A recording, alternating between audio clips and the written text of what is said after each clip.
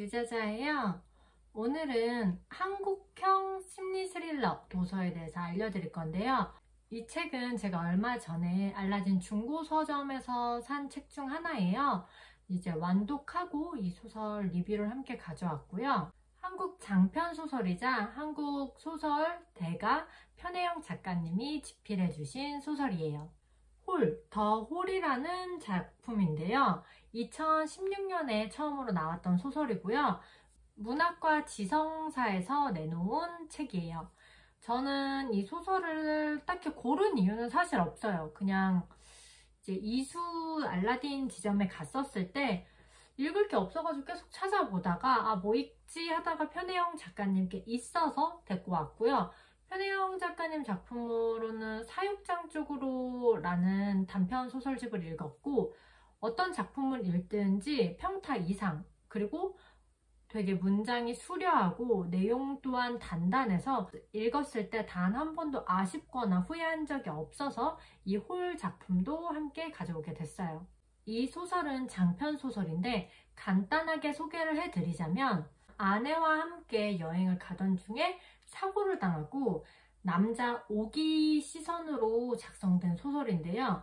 정신은 말짱한데 사지를 움직이지 못하는 식물인간의 시선으로 작성된 소설책이에요. 이 소설에서 주요 등장인물은 3명이에요. 아내, 나가 오기라는 인물이고요. 장모, 이렇게 3인물이 이 소설을 구성하고 있는데요. 실제로 아내는 이미 소설 속에서 과거의 형태로만 있고 현재의 형태에서는 없어요. 이거는 소설을 확인해 보시면 아실 수 있고요. 저는 이 소설을 읽으면서 인간의 삶은 나아질 수 있는가? 더 성장하는가? 이런 생각이 들더라고요. 왜냐면 우리는 실패는 성공의 어머니라는 얘기로 실패가 하나하나씩 쌓이면 성공의 발돋움이 된다라고 얘기를 하잖아요. 하지만 이 소설책에서는 실패는 쌓일 뿐 나아가지는 못한다라고 설명을 해줘요. 이건 아마도 오기의 시선, 오기의 생각으로 얘기를 하기 때문에 말을 할 수 있다고 생각을 해요. 왜냐면 오기는 그저 누워있는 인물이잖아요. 사고로 이미 한번 실패를 했어요. 하지만 이거를 나아갈 수 있을까? 그리고 자신의 의지만으로는 나아갈 수 없다는 걸 표현하기도 하거든요. 그리고 사고 자체가 재난이잖아요. 그리고 누가 사고를 당해서 일어나지 못할 걸 꿈꾸겠어요? 상상이나 해봤겠어요? 이 사고가 일어나기까지의 과정은 자신의 선택과 자신이 이제껏 살아왔던 환경이 결정짓는 거죠. 어쩌면 사고 또한 자신의 운명이자 선택으로 일궈진 하나의 과정이라고 보여졌어요.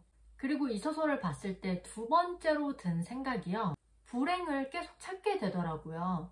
우선 누워만 있으니까 생각이 열리잖아요. 어쨌든 생각이 열리니까 그 생각 속에서 내가 왜 여기까지 이 상황까지 왔을까에 대한 생각을 계속 끊임없이 하면서 불행의 원인을 찾게 돼요. 사람은 날이 갈수록 약해지고 한없이 바닥에 가게 되면은 그 지점에서 의지가 생기기보다는 그 불행의 원인을 찾고 자신을 침잠시킨다는 걸 보여주는 것 같았어요. 오기의 시점에서 아내를 평가하고 재단하고 있는데요.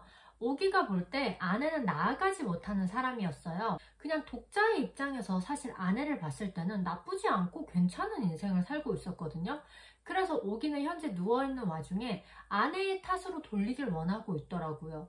이게 내가 불행해진 걸 남의 탓으로 돌리고 가족의 탓으로 돌린다는 건 사람이 너무나 나약해지고 있다는 증거를 보여주는 이런 구절이자 이런 소설 속 내용이었어요. 그리고 다음으로 보여줬던 건 가장 나약한 삶이 인간의 삶이라는 걸 보여줬는데요. 우리가 누군가에게 충고를 할 때 성장하는 일을 해, 너한테 도움이 되는 일을 해, 이런 충고가 가장 쓸모없는 충고였다고 얘기를 해줘요.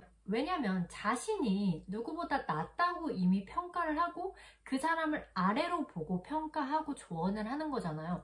넌 너무 멋대로 살아. 넌 너무 자신을 몰라 라고 얘기를 하죠.